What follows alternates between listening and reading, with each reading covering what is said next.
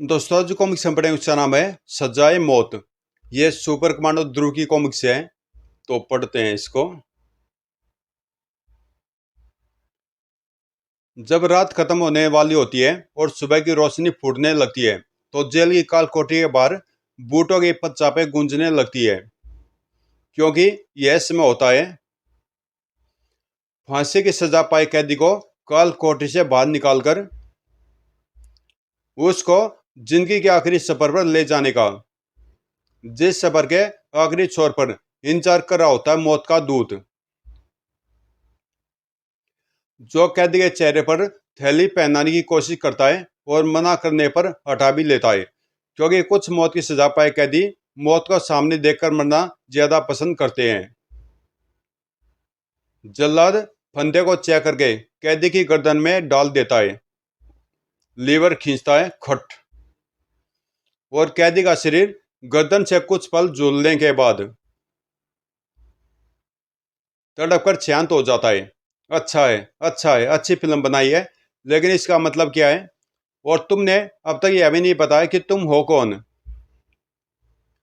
जुर्म की अंतरराष्ट्रीय दुनिया मुझे स्कीमर कहती है बारको, क्योंकि मैं दुश्मन को गोलियों से नहीं बल्कि अपनी स्कीमों से मारता हूँ।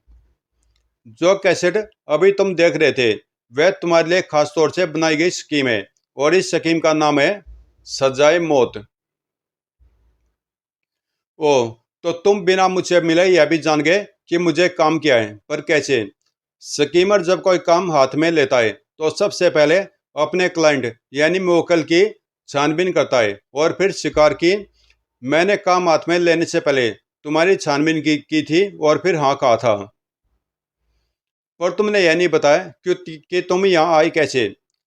तुमने इंटरनेशनल क्राइम सिंडिकेट से एक पेशेवर हत्यारा भेजने के लिए संपर्क किया था, और उन्होंने मुझको भेजा है। ओह, मैं तो अत्याधुनिक हथियार हाथों में लिए आदमियों की सोच में बैठा था। तुम अभी तक यह नहीं समझ पाए बारको कि ध्रुव को गोली से मारने की कोशिश करोगे तो खुद मारे जाओगे। दुश्मन को हमेशा उसकी कमजोरी से मारा जाता है, और सुपर कमांडो ध्रुव की कमजोरी कानून के प्रति उसकी वफादारी है। अगर कानून सुपर कमांडो ध्रुव को मौत की सजा सुना दे तो ध्रुव से लड़ने की कोशिश कभी नहीं करेगा। आइडिया तो करोड़ों का है, लेकिन ये होगा कैसे? अगर तुम ये जान जाओ तो तुम कभी दुनिया स्कीमर नाम से बुलाने लगेगी। काम कैसे करना है यह तुम स्कीमर पर छोड़ दो, और तुम मेरी फीस का इंतजाम करो, 50 लाख रुपए। गुड नाइट बारको, अभी मुझे ध्रुव पर कुछ और जानकारी इकट्ठी करनी है।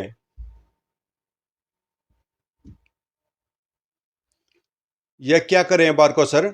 ध्रुव के लिए 50 लाख रुपए? इतना पैसा खर्च करने की क्या जरूरत है?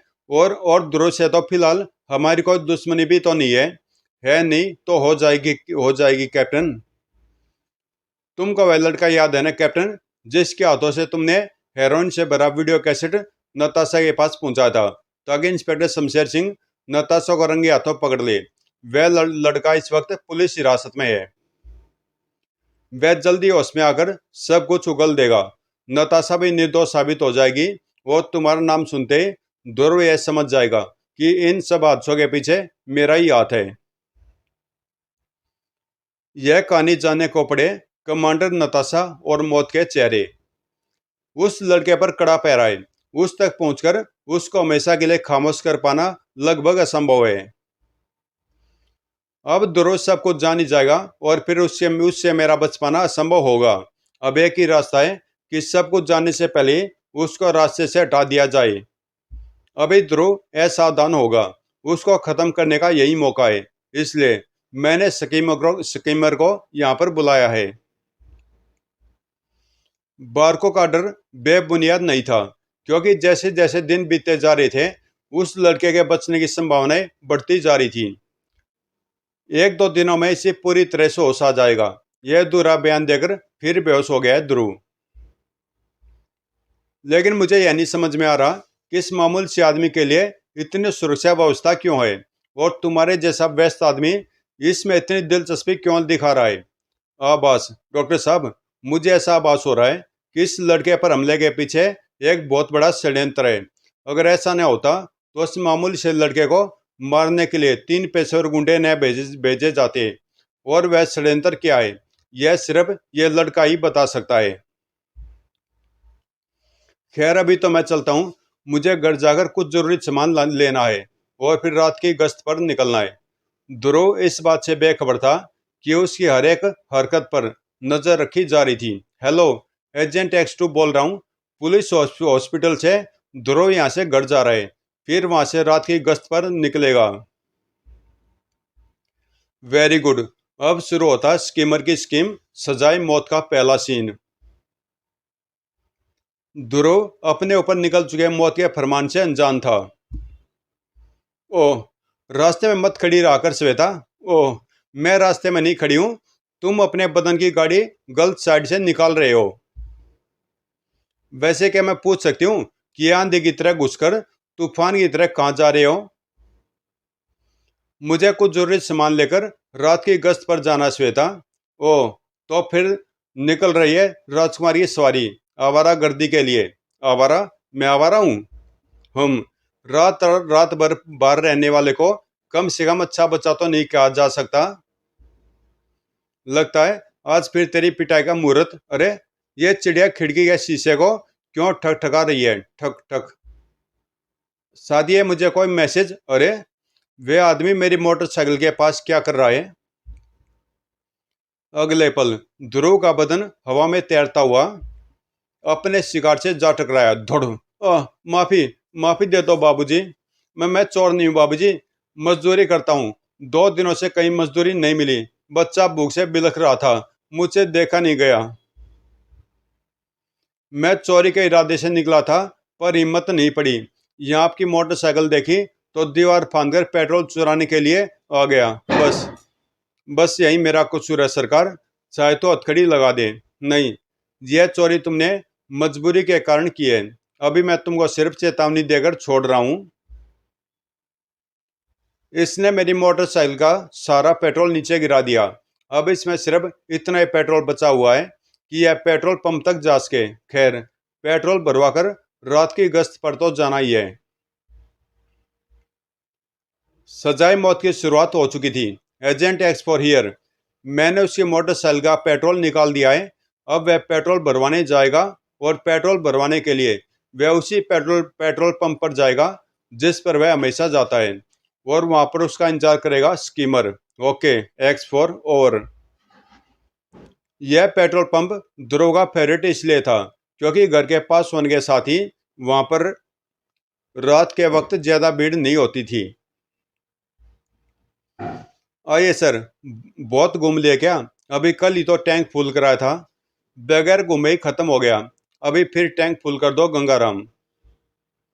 ध्रुव पर 2 जलती हुई आंखें गड़ी हुई थी। किलर टीम अटैक, शिकार जाल में आ चुका है। और अगले मिनट खबरदार, जो किसी ने हिलने की कोशिश की, जितना कैश है चुपचाप निकाल दो। तुर वरना एक गोली से यह पूरा पेट्रोल पंप हवा में उड़ता नजर आएगा। लुटेरे इस सुनसान पेट्रोल पंप को लूटने की कोशिश में है। इनको बहुत होशियारी से रोकना होगा, वरना सचमुच यह पेट्रोल पंप देखती भट्ठी बन जाएगा। मुझे पहले इनकी ऑटोमेटिक बंदूकों का रुख पेट्रोल पंप से उल्टी दिशा में मोड़ना होगा। गंगाराम, कैश से भरा बैग मुझे दे दो, मैं इन तक वह कैश पहुंचा दूंगा। मर गया रे। अगर यह गंगाराम का बच्चा पहले मुझे पेट्रोल दे देता तो अब तक मैं इस पेट्रोल पंप से बाहर निकल चुका होता। अभी तो यहाँ से हिलना भी सेहत के लिए नुकसानदायक हो सकता है। लाओ, नोटों से भरा बैग इधर दे दो। लेकिन ध्रुव ने बैग देने के बजाय पेट्रोल पंप से बाहर की तरफ छलांग लगा दी। बंदूकों का रुख बाहर की तरफ मुड़ गया और वातावरण गोलियों की तड़तड़ाहट से गूंजने लगा। मेरा इस गोलियों की बौछार को पेट्रोल पंप से दूर खींचने का प्लान तो सफल हो गया। टन टन। अब इनके हाथों से इन ऑटोमेटिक हथियारों को अलग करना है। लेकिन आश्चर्य की बात है, इन अत्याधुनिक हथियारों की मदद से ये बैंक तक को लूट सकते थे जहां से इनको लाखों रुपए मिलते। इस पेट्रोल पंप से इस वक्त 10,000 रुपए भी मिल जाए तो बहुत हैं। आखिर आखिर इन्होंने इस सुनसान पेट्रोल पंप पर हमला क्यों किया? तो कारण यहाँ पर खड़ा था। सब कुछ प्लान के हिसाब से जा रहा है, लेकिन इस वक्त एक और मौका मेरे हाथ लग गया है। दूरों की मोटरसाइकिल की पेट्रोल की टंकी का ढक्कन खुला हुआ है। यह मेरे ओरिजिनल प्लान में तो नहीं था, लेकिन शायद यह तरीका काम कर ही जाए। अगले पल स्कीमर ने एक काली गोली को हवा में उछाल दिया, जो चुक निशाने की तरह सीधे मोटरसाइकिल के पेट्रोल टैंक के छेद के किनारे से लड़ती हुई टंकी में जा गिरी। ठक फ्लोप। वाह, यह काम तो हो गया। अब मुझे इंतजार है ध्रुव के हमले का। अब तक मैंने उसे इतना मजबूर कर दिया है कि वह उसी चीज का इस्तेमाल करेगा जिसका मैं चाहता हूं। स्कीमर ने सचमुच ध्रुव को इतना मजबूर कर दिया था कि वह स्टार ब्लेड का इस्तेमाल करने पर विवश हो गया था। अगर इनके हाथों में मामूली बंदूकें या राइफल होती तो मैं इनको ऐसे ही रोक लेता, लेकिन इन स्वचालित हथियारों के लिए मुझे अपने स्टार ब्लेडों का इस्तेमाल करना ही पड़ेगा। अगले पल स्टार ब्लेड हवा में उड़े। गुंडों ने बचने की भरसक कोशिश की, सोए सट तड़ोक, लेकिन बच नहीं सके। तड़ोक, बंदूकें नीचे जा गिरी और साथ में स्टार ब्लेड्स भी। टन। मेरा काम तो हो गया। मुझे वह चीज आखिर मिल गई जिसके लिए इतना लंबा चौड़ा प्लान बनाना पड़ा, और इस प्लान की आखिरी सीढ़ी इस स्टार ब्लेड का इस्तेमाल। नकाबपोश लुटेरे बेबस थे और अब बारी ध्रुव की थी, लेकिन लुटेरों को हर अगले कदम का आभास पहले से ही था। वे ध्रुव के वे ध्रुव के लिए तैयार थे, लेकिन ध्रुव भी ऐसे गुंडों के लिए कई सालों से तैयार था, और अक्सर ऐसी लड़ाइयों में उसे दूसरा वार नहीं करना पड़ता था। धड़। ध्रुव मेरे आदमियों के साथ लड़ने में व्यस्त है और बाकी सभी उसे देखने में। यही मौका है अपना काम कर जाने का।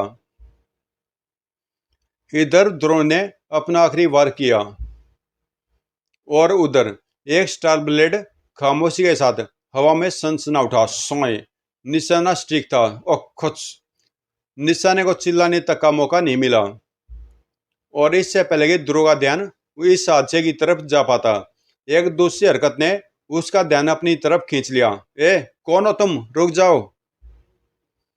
वह गाड़ी में बैठकर भाग रहा है। मुझे मोटरसाइकिल से उसका पीछा करना होगा। गंगाराम, तुम पुलिस को फोन कर देना, मैं उस कार के पीछे जा रहा हूं। अच्छा, तो ध्रुव मेरे पीछे लगा है, लेकिन उसको इसका आभास नहीं है कि वह अपना पीछा ज्यादा देर तक जारी नहीं रख पाएगा। मुझे बार बार ऐसा क्यों लग रहा है कि कहीं पर कुछ गड़बड़ है। कोई चीज ऐसी है जो बार बार मेरे ध्यान में आ रही है, लेकिन वह चीज आखिर है क्या? याद आ गया, वह चीज है पेट्रोल पंप पर हमला करने वाले गुंडों की कलाई पर बना कट्टम जीरो का निशान। यही निशान उस आदमी की कलाई पर भी गुदा था जिसने मेरी मोटरसाइकिल से पेट्रोल चुराया था। यानी वह आदमी भी इन लुटेरों का ही एक साथी था, और उसका काम था मुझे इस पेट्रोल पंप पर आने के लिए मजबूर करना। पर क्यों? ताकि ये लुटेरे मुझे मार सके? नहीं, यह प्लान बनाने वाला यह भी समझता होगा कि मुझे गोली से मार पाना मुश्किल है। फिर क्यों? एक ही जवाब बचता है, पेट्रोल। जरूर मेरी मोटरसाइकिल में बड़े पेट्रोल के साथ कुछ छेड़छाड़ की है। अरे, टंकी के छेद के बगल में यह कोल तार कैसा लगा है? कोल तार। अगले पल ध्रुव समझ गया कि क्या हुआ है। धमाका होने के एक सेकंड पहले ही वह कूद चुका था। बूम। ओफ, बाल बाल बचा। टंकी के ऊपर कोल तार लगा देखकर ही मैं समझ गया था कि मुझे मारने के लिए एक पुराने मगर विश्वसनीय तरीके का इस्तेमाल किया गया है। वह तरीका जिसमें पोटेशियम या सोडियम धातु को कोल तार ही गोली में बंद करके पेट्रोल टैंक में डाल दिया जाता है। पेट्रोल धीरे धीरे कोल तार को गलाता है, और फिर वहती प्रतिक्रियात्मक धातु पेट्रोल या हवा के संपर्क में आते ही गर्मी पैदा करती है। इतनी गर्मी जितनी पेट्रोल को सुलगाने के लिए काफी होती है। खैर, अब तो मैं उस रहस्यमय आदमी का पीछा नहीं कर सकता। अब मुझे वापस पेट्रोल पंप जाना होगा। शायद वे लुटेरे मुझे कुछ बता सके। ध्रुव को वापस पेट्रोल पंप पहुंचने में कुछ ही मिनटों का समय लगा, लेकिन इन कुछ ही मिनटों में पुलिस यहाँ पर पहुंच गए। यानी तुमने फोन कर दिया था, शाबाश गंगाराम। पुलिस तो पहुंच गई ध्रुव साहब, लेकिन इनके यहाँ पर पहुंचने तक वो तीनों गुंडे भाग चुके थे। शायद वे बेहोशी का नाटक कर रहे थे, आपके जाते ही भाग खड़े हुए। ओह, मुझे तो उनके मास्क उतारकर उनकी शक्ल देखने का मौका तक नहीं मिल पाया। ओह ध्रुव साहब, अच्छा हुआ आप खुद ही वापस आ गए। क्यों इंस्पेक्टर साहब, कुछ पूछताछ करनी थी क्या? वैसे तो ऐसे मामलों में हम संदिग्ध व्यक्ति को शक की बिना पर तुरंत हिरासत में ले लेते हैं, लेकिन चूंकि इस अपराध का संबंध आपसे है, इसलिए हम सिर्फ थाने में रिपोर्ट लिखकर अपनी जमानत पर आपको छोड़ देंगे। जमानत पर? आपके हाथों से एक हत्या हो गई है मिस्टर ध्रुव। यह देखिए, आपका स्टार ब्लेड इस पूरे पेट्रोल पंप की दीवारों के साथ साथ इस आदमी की गर्दन में भी धंसा है। ओह भगवान, ये क्या हो गया? हम समझते हैं कि यह एक हादसा था ध्रुव, लेकिन कार्रवाई तो पूरी करनी ही पड़ेगी। आप जरा मेरे साथ पुलिस स्टेशन चलिएगा। चलिए। इंस्पेक्टर की नजरों में यह एक हादसा जरूर था, लेकिन कई लोगों के मन में आशंकाएं पैदा होने लगी थी। ओह, उद्योगपति श्यामनाथ हादसे में मारे गए, और वह भी ध्रुव के हाथों से। यही होगा भैया, जब 18-20 साल के छोकरे पुलिस का काम करने लगेंगे। कुछ जगहों पे तो ध्रुव को दंड देने की भी मांग उठाई जा रही थी। अगर आप ध्रुव को गिरफ्तार नहीं कर सकते, तो फिर उसको ऐसे काम करने की इजाजत क्यों देते हैं? क्या इसलिए कि ध्रुव आपका बेटा है? अगर ध्रुव जैसे लोग पुलिस का काम करेंगे, तो फिर पुलिस की क्या जरूरत है? आप अभी अपने बड़े भाई श्री श्यामनाथ के साथ हुए हादसे से दुखी हैं। वैसे भी ध्रुव अभी जमानत पर है। यह अदालत ही फैसला करेगी कि ध्रुव निर्दोष है या दोषी। इधर ध्रुव के लिए रहस्यों के पर्दे गिर रहे थे, और कहीं पर पर्दे उठने वाले थे। वेलकम पीटर, इतने दिनों के बाद तुमको कमांडो हेडक्वार्टर में देखकर बेहद खुशी हो रही है। तुम कहीं जा रहे थे क्या क्रीम? पीटर घायल कैसे हुआ जानने के लिए पड़े सर्कस।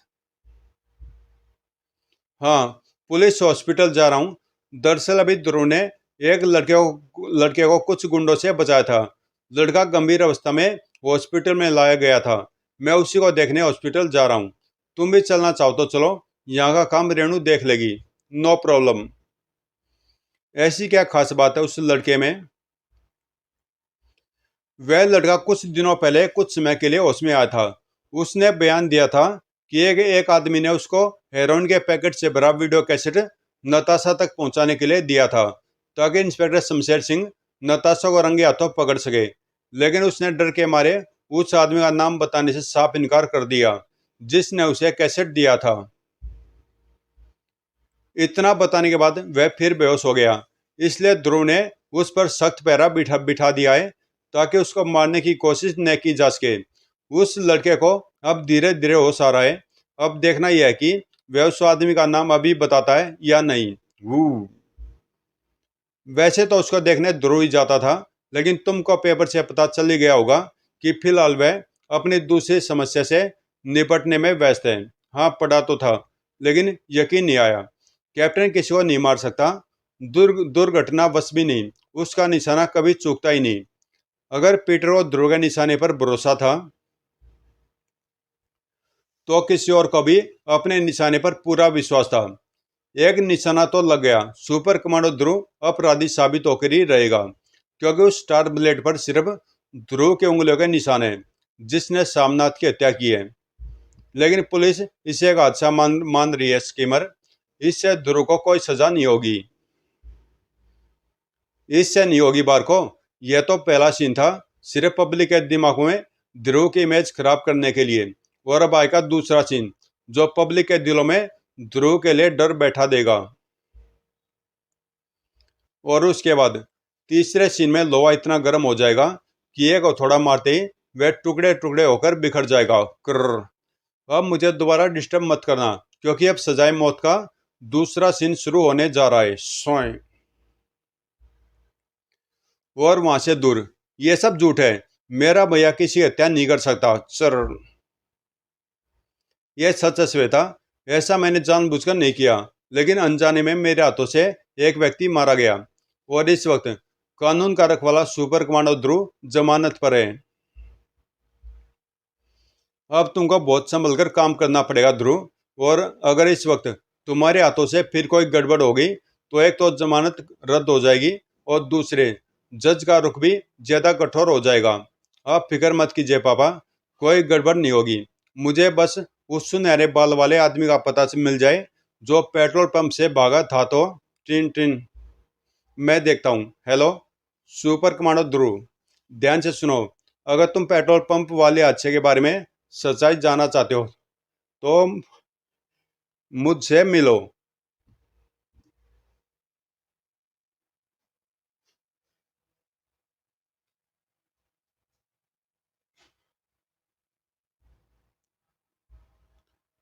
मैं तुमको पौधा रोड पर एमको कंस्ट्रक्शन कंपनी द्वारा बनाई जा रही बिल्डिंग साइट पर मिलूंगा, पर ध्यान रहे अकेले आना और जल्दी आना।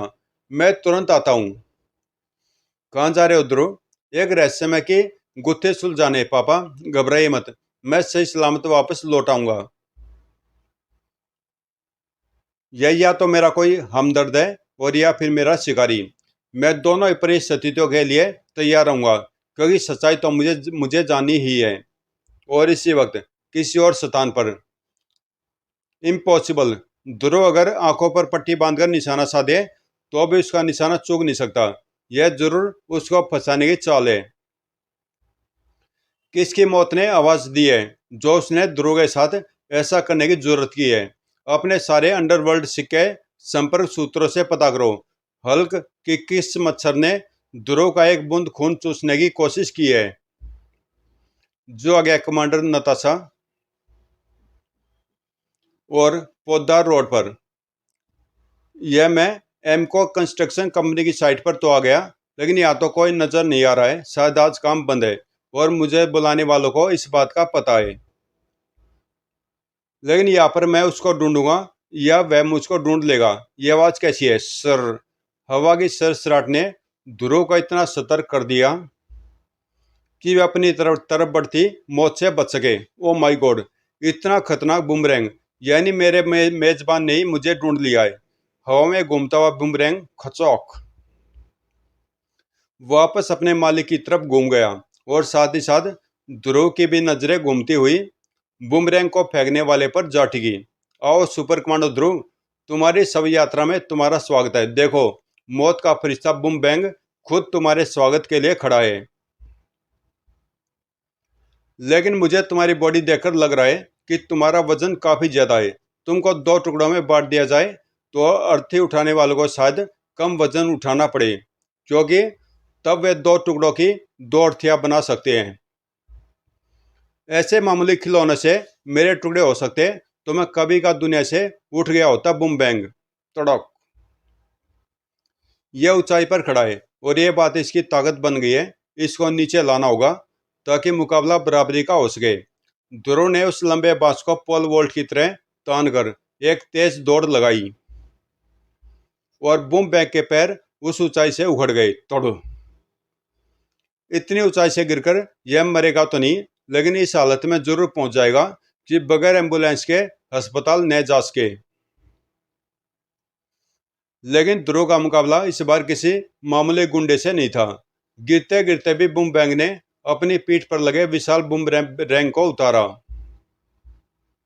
उसका हाथ हवा में ही घूमा सर, और हवा में उड़ता हुआ बुमरैंग हवा में ही वापस घूमकर उसके पैरों के नीचे आ टिका। धप। और हवा में तैरता हुआ बुमबैंग सुरक्षित जमीन पर उतर गया। इस करतब से ध्रुव भी कुछ क्षणों के लिए स्तब्ध रह गया और बुमबैंग ने इसका पूरा फायदा उठाया। बहुत खेल हो गया ध्रुव, ले संभाल मेरे विस्फोटक बुमरैंग को। ये तेरे चीथड़े उड़ा देंगे। बच सकता है तो बचकर दिखा। बुम। ओह, ये बुमरैंग तो बड़े शक्तिशाली विस्फोटक हैं और इनके उड़ने की दिशा इतनी आड़ी तिरछी है कि इस पर स्टार ब्लेड से निशाना लगा पाना बहुत मुश्किल है। लेकिन इनसे निपटने का कोई न कोई रास्ता जल्दी सोचना होगा, वरना ये विस्फोटक कहीं मुझको ही निशाना न बना ले। ओह ब्रूम! एकदम पास हुए धमाके की लहर ने ध्रुव को उठाकर दूर फेंक दिया। ओह, इनको निष्क्रिय करना ही होगा, और बमों को निष्क्रिय करने का एक ही तरीका है कि उनको पानी में डुबो दिया जाए। पर इस बुमरैंग को पकड़कर पानी में डुबोया कैसे जाएगा? एक मिनट, यह बोरिंग शायद मेरे काम आ सके। फिलहाल तो यही एक तरीका नजर आ रहा है। इधर ध्रुव ने लपक कर बोरिंग की मोटर पंप का स्विच ऑन किया। क्लिक। और उधर से एक और विस्फोटक बुमरैंग उसकी तरफ हवा में उड़ा। लेकिन इस बार ध्रुव के पास निशाना लगाने के लिए हथियार था। छपाक! ओह, एक तो बुमरैंग बम पानी में भीगकर निष्क्रिय हो गया, और दूसरे तेज धार ने उसकी उड़ान को भी खत्म कर दिया। स्कीमर ने ठीक ही कहा था, फचौक, कि ध्रुव को हरा पाना असंभव है, क्योंकि ध्रुव अपने पास स्टार ब्लेड के अलावा और कोई हथियार नहीं रखता। वह अपने आसपास की चीजों को ही हथियार बना लेता है, और उन चीजों से निपटने का तरीका तुरंत सोच पाना बहुत मुश्किल है। ओह ग्लुप! इस तेज धार ने मुझे बेबस करने के अलावा मेरे विस्फोटक बुमरैंगों को भी निष्क्रिय कर दिया है। अब मुझे स्कीमर के निर्देशों का पालन करना होगा। उसने मुझे ध्रुव को न हरा पाने की स्थिति में भागकर सेंट्रल मार्केट जाने को कहा था, और वहीं पर एक खंबे की आड़ में। तो आखिरकार बुम बैंक को भागने की अकल आ ही गई। मुझे पता था कि इसके फरिश्ते भी ध्रुव को मार नहीं सकते। वैसे अगर ये न भाग पाता तो मैं इसकी मदद भी करने को तैयार था। अब ये भागकर सेंट्रल मार्केट पहुंचेगा, ध्रुव भी इसके पीछे लगा होगा, और तब बूम बैंग वही करेगा जो मैंने उसे बताया है। मुझे शॉर्टकट से मार्केट इनसे पहले पहुंचना होगा, ताकि मैं वह मनमोहक नज़ारा अपनी आंखों से देख सकूं। सेंट्रल मार्केट पोद्दार रोड से ज्यादा दूर नहीं था। ध्रुव ठीक मेरे पीछे आ रहा है। बूम बैंग ने एक बूमरैंग को पट्टे से बाहर खींचकर ध्रुव की तरफ उछाल दिया। ले ध्रुव, पकड़ सकता है तो पकड़ ले इसे। बूमरैंग जितनी आसानी से फेंका गया था, उतने आराम से ध्रुव ने उसे लपक लिया। हा हा हा, अब तू मेरे जाल में फंस गया ध्रुव।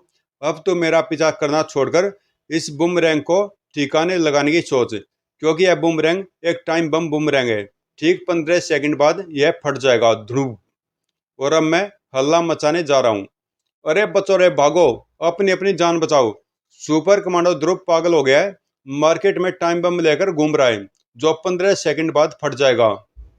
क्या ध्रुव के पास टाइम बम है?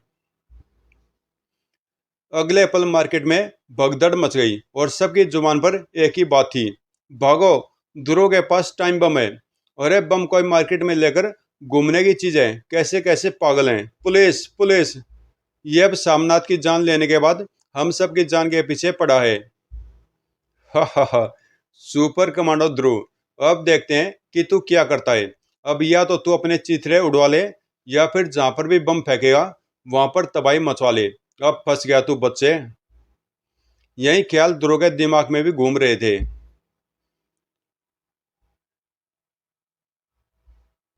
ओफ! बचने के लिए अच्छी चाल चली है बुम बैंग ने। इसको रखता हूं तो मर जाऊंगा, और फेंकता हूं तो मारा जाऊंगा। क्योंकि कहीं भी फेंकूं, यह बम फटकर कुछ न कुछ तबाही तो मचाएगा ही, और उसका इल्जाम मेरे सिर आएगा। लेकिन यह चाल इतनी अच्छी नहीं है कि ध्रुव को रोक सके। ची ची! इधर ध्रुव के हाथ से छूटकर टाइम बम बूमरैंग हवा में ऊपर उछला, और उधर उसके गले से उभरी आवाज को सुनकर एक चील तेजी से नीचे उतरी, और अपने पंजों में बूमरैंग को दबाकर तेजी से ऊपर की ओर उड़ी। कुछ ही पलों में चील सैकड़ों फीट की ऊंचाई पर पहुंच चुकी थी। इतनी ऊंचाई पर पहुंचकर उसके पंजों ने बम को छोड़ दिया, और एक सेकंड बाद ही एक धमाका हुआ। बुम!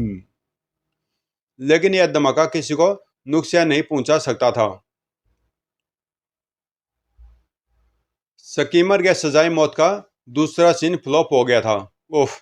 ध्रुव ने अपनी विलक्षण बुद्धि और फुर्ती से मुझे मात दे दी। अगर यह बम फट जाता तो ध्रुव को कम से कम उम्र कैद मिलने का रास्ता पक्का हो जाता।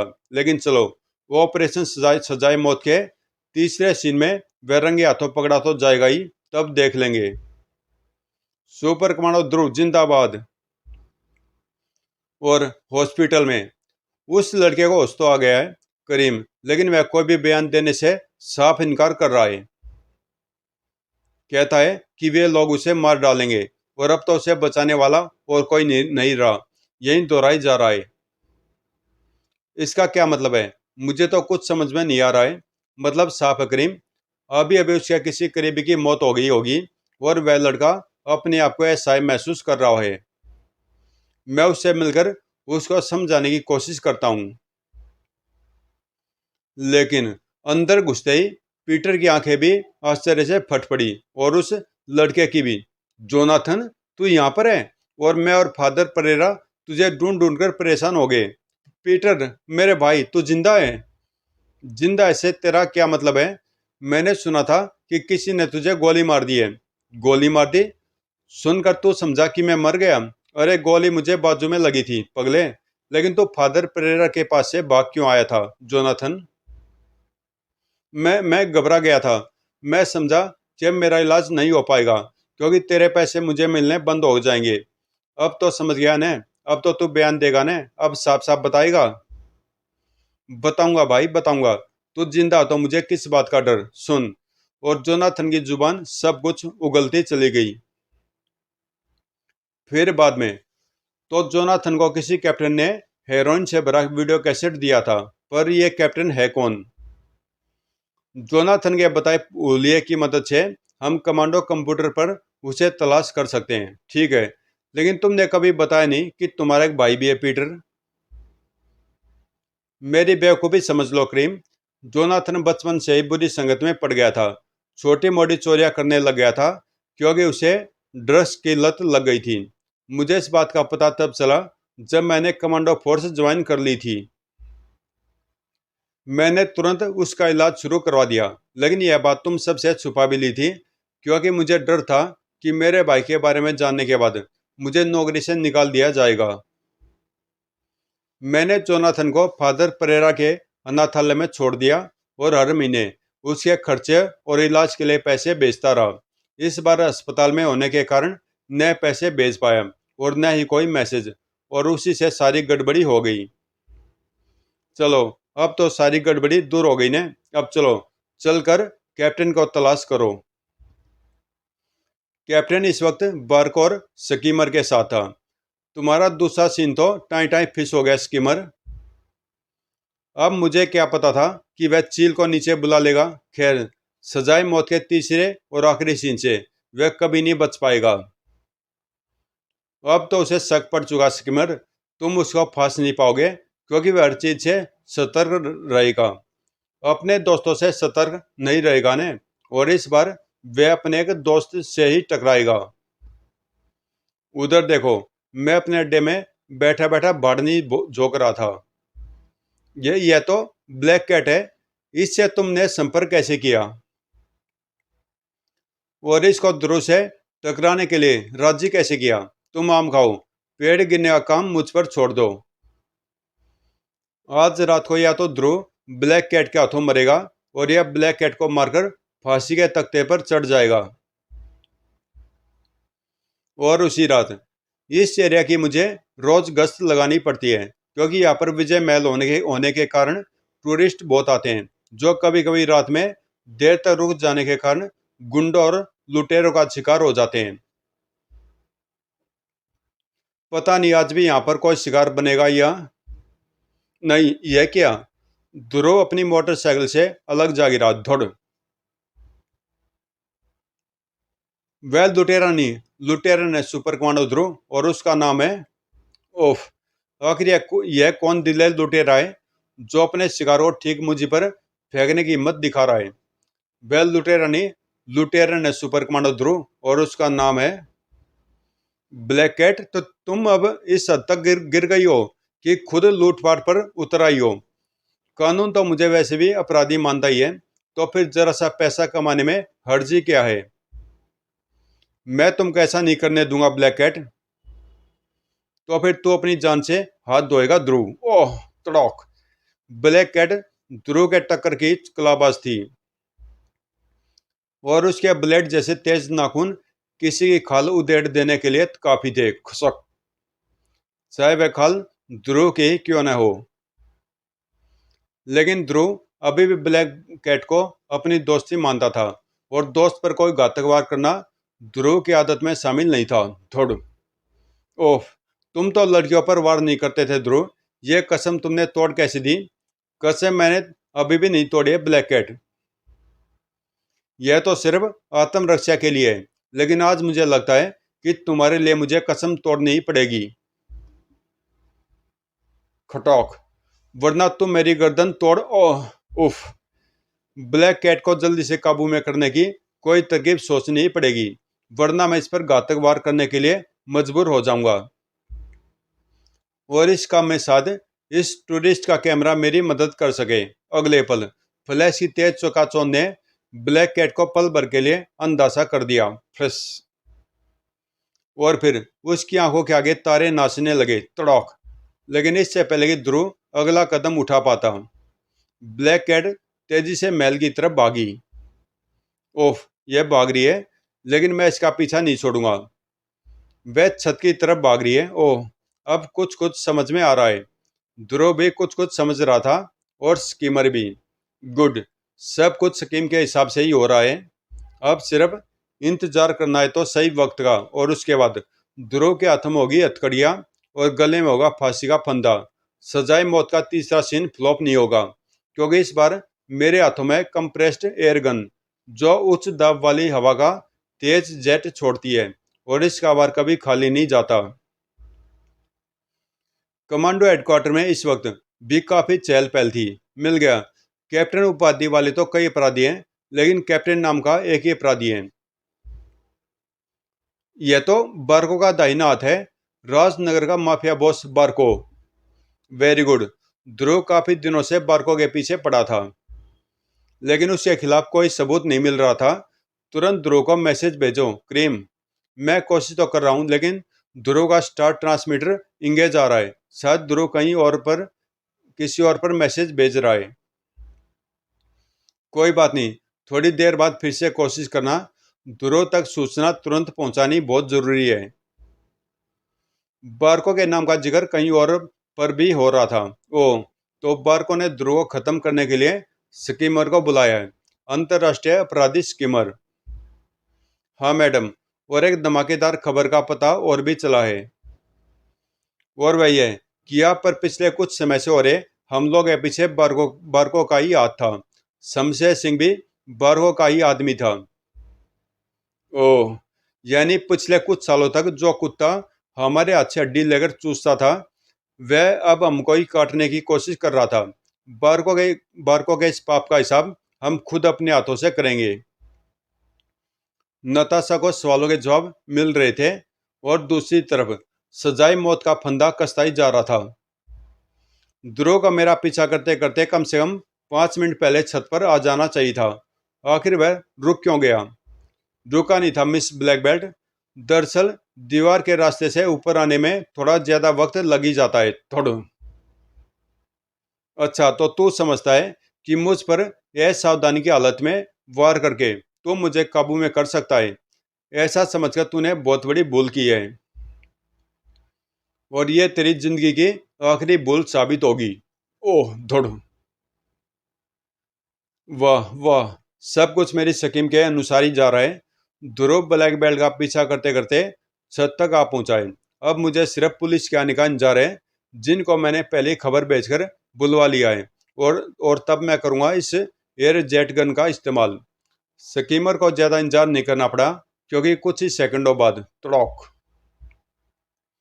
एक तेज पुलिस सायरन ने वातावरण की खामोशी को चीर कर रख दिया। वी वी आवाज ब्लैक बेल्ट कैट के कानों तक भी पहुंची। पुलिस आ गई है। अब स्कीमर की स्कीम के अनुसार मुझे ध्रुव को खींचकर मुंडेर तक ले आना है, ताकि स्कीमर अपनी एयर जेट गन का प्रयोग ध्रुव पर करके उसे मुंडेर से नीचे गिरा सके। मुझे बस यही समझ में नहीं आया कि यह काम स्कीमर पुलिस के सामने क्यों करना चाहता है। खैर मुझे क्या, मुझे तो सिर्फ अपना अपना काम करना है। थोड़ो यह मूर्ख लड़की समझ रही है कि मैं अपना वार ध्रुव पर करूंगा। यह नहीं जानती कि मेरा निशाना ध्रुव नहीं, यह छोकरी है। ध्रुव पर वार करने का मतलब अपनी उपस्थिति को चिल्ला चिल्ला कर बता देना, आज तो इस छोकरी की हत्या होगी और ये हत्या करेगा ध्रुव। थोड़ो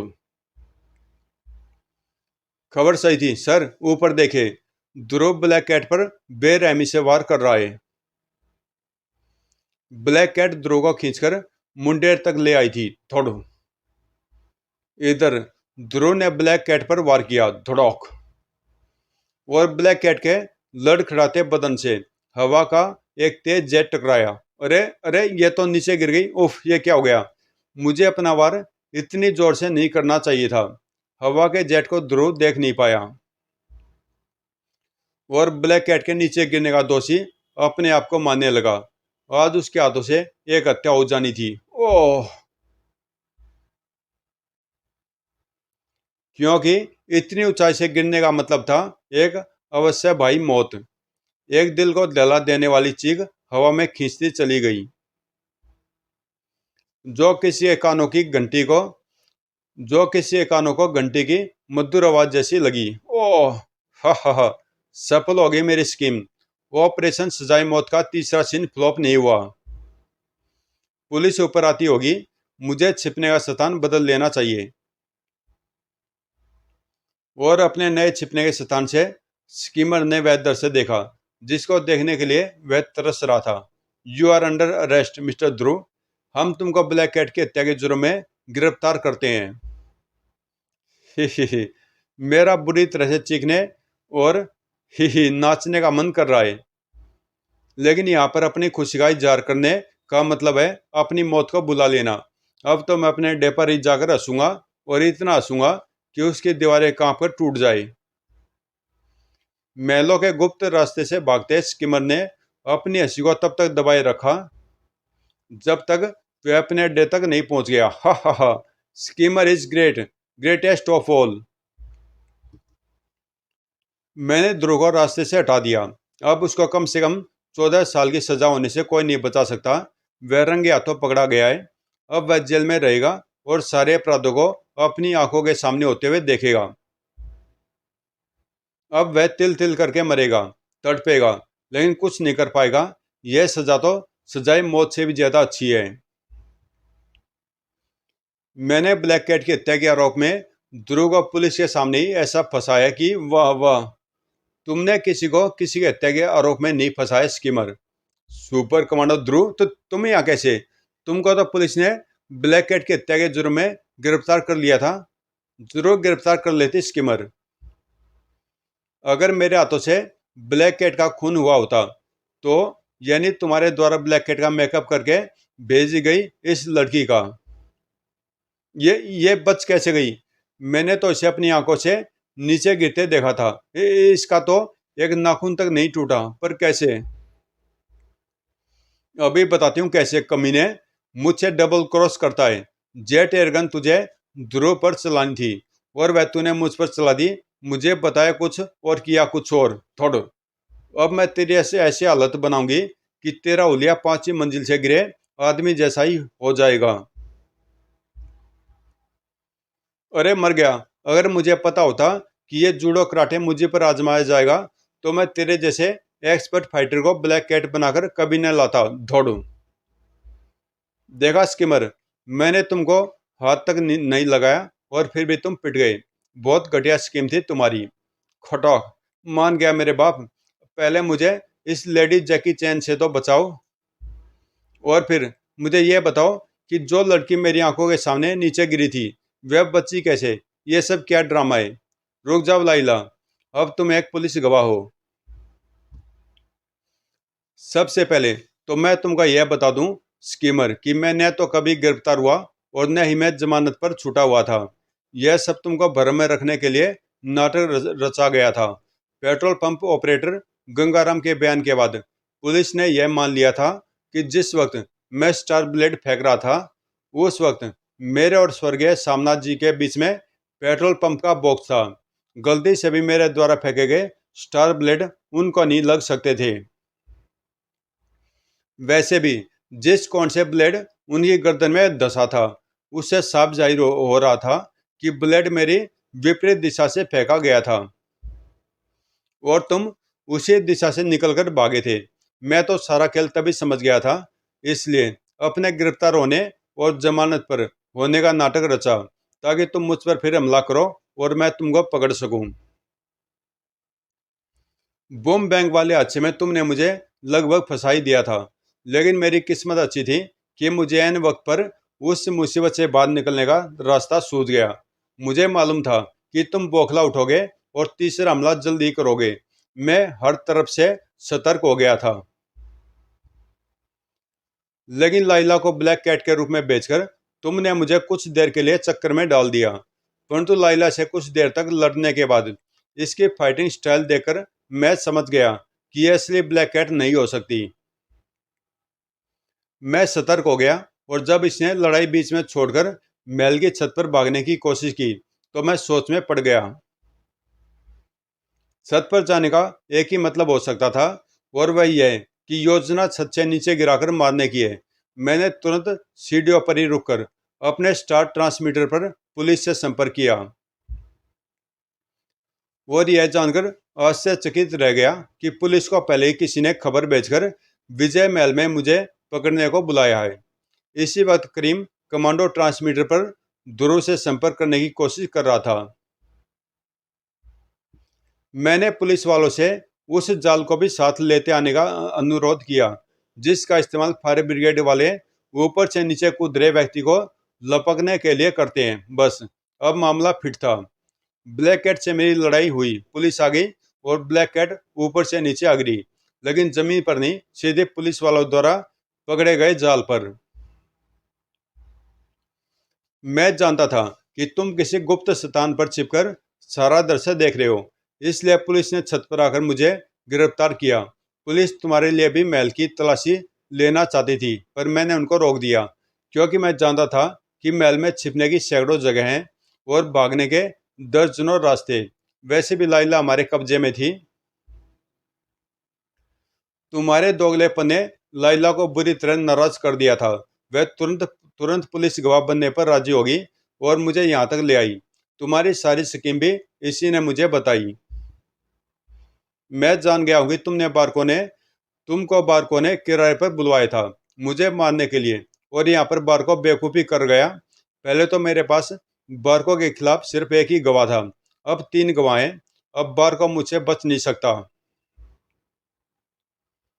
बारको के खिलाफ सबूत तू तभी इस्तेमाल कर पाएगा ने जब तू जिंदा बचेगा ध्रुव। बारको, मुझे तो इस स्कीमर ने यहाँ पर 50 लाख रुपए लेने के लिए बुलवाया था, लेकिन मेरा इसको पैसे देने का जरा सा भी मन नहीं था, इसलिए मैं इसको खत्म करने के लिए ये ग्रेनेड लॉन्चर लेकर आया था। अच्छा ही हुआ था, अच्छा ही हुआ ने। अब इससे मैं तुम तीनों को एक साथ ही ठिकाने लगा सकता हूँ। यह सही कह रहा है। ग्रेनेड का एक धमाका कमरे के इस पूरे कोने को तबाह कर देगा। छिपने की कोई जगह नहीं है और न इस समय रहते बारको तक पहुंच सकने की कोई संभावना। सिर्फ एक ही रास्ता है कि मैं रिस्क लेकर बारको की तरफ लपक। ध्रुव की सोच अधूरी रह गई क्योंकि उसी पल 2 हल्की सी पिट की आवाजों के साथ साथ बारको और कैप्टन की खोपड़ियां खून से सने लोथड़ों में बदल गई। पिट पिट, ओह ओह। गोलियां साइलेंसर युक्त गनों से चलाई गई थी और गोलियां चलाने वाले हाथ थे नताशा और हल्के। नताशा, तुम यहाँ पर कैसे? इस कुत्ते बारको के पीछे यह गद्दार नमक हराम था और नमक हरामों की रोबो की अदालत में एक ही सजाए सजाए मौत। मेरा काम खत्म हुआ, अब मैं जा रही हूँ। रुक जाओ नताशा, तुम मेरी आंखों के सामने दो दो तय करके नहीं जा सकती। यह तुम कभी साबित नहीं कर पाओगे ध्रुव, क्योंकि मेरे पास सैकड़ों ऐसे गवाह हैं जो कसम खा सकते हैं कि इस वक्त मैं एक शानदार पार्टी में खाना खा रही हूँ। तुम्हारा कमजोर कानून मेरा कुछ नहीं बिगाड़ सकता। ध्रुव खामोश रह गया। वह जानता था कि इस वक्त कानून के मुकाबले अपराध का पलड़ा भारी है, लेकिन वह यह भी जानता था कि एक न एक दिन नताशा को वह गिरफ्तार करके ही रहेगा। तो दोस्तों कॉमिक्स यहीं पे समाप्त होती है। इसमें समाप्त लिखा हुआ नहीं है, बस ये चीज़ चक्कर में डाल रही है मुझे। और इस कॉमिक्स में ये स्टोरी बहुत ही अच्छी थी, जैसे इसकी पिछली 3-4 कॉमिक्सों में चल रही है। एक्शन ज़्यादा नहीं होता और ना ही कोई सुपर विलेन होते हैं, लेकिन स्टोरी बहुत ही ज़बरदस्त होती है। और हमेशा की तरह ध्रुव की कॉमिक्स कभी भी निराश नहीं करती, और ये कॉमिक्स बहुत ही शानदार थी। बस एक्शन की कमी थी इसमें, जो आगे चल के पूरी होगी। ये एक सीरीज की तरह है ये कॉमिक्स, जो सर्कस कॉमिक्स से चली थी और शायद यहीं पे समाप्त हुई है ये स्टोरी, क्योंकि ये जो बारको विलेन था ये सर्कस जो कॉमिक्स थी वहीं से चला आ रहा है। और मेरे ख्याल से अगली कॉमिक्स में कोई नई स्टोरी होगी शायद इसकी, मुझे याद है नहीं अभी। खैर मिलते हैं किसी और कॉमिक्स में।